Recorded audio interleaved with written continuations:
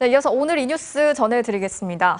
태풍 바비가 북상하던 어제 목포의 한 어린이집에서는 아이들이 이렇게 위험한 도로 한복판에서 차량을 타고 하원을 해야 했는데요. 그런데 그 이유가 황당했습니다. 목포의 한 어린이집 앞에서 찍힌 사진입니다. 선생님들이 비좁은 도로 한복판에서 집에 가는 아이들을 차에 태우는 모습인데요.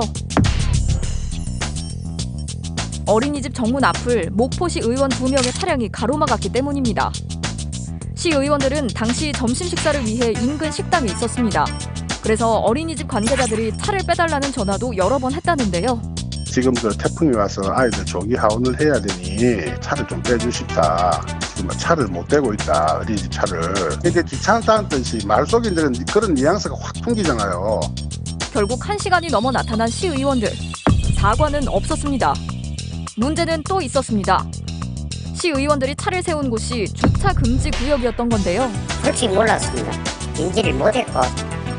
하지만 이들이 몰랐다고 주장한 도로 바닥에는 노란색 주차 금지라는 커다란 경고글이 써 있습니다.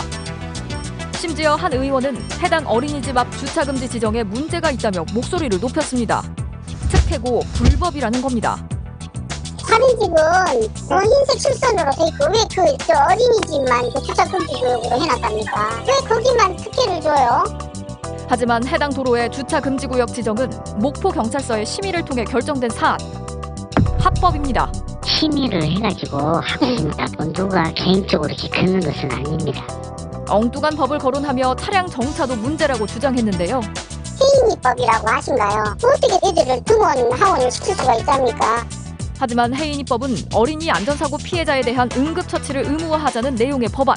주정차와는 상관이 없습니다. 또 해당 도로는 도로교통법상 임시정차가 허용되는 곳입니다. 어린이를 승하차를 할 때는 그게 임시로 정차를 할 수가. 이 지역 인터넷 카페 등에는 비판의 목소리가 높아졌습니다.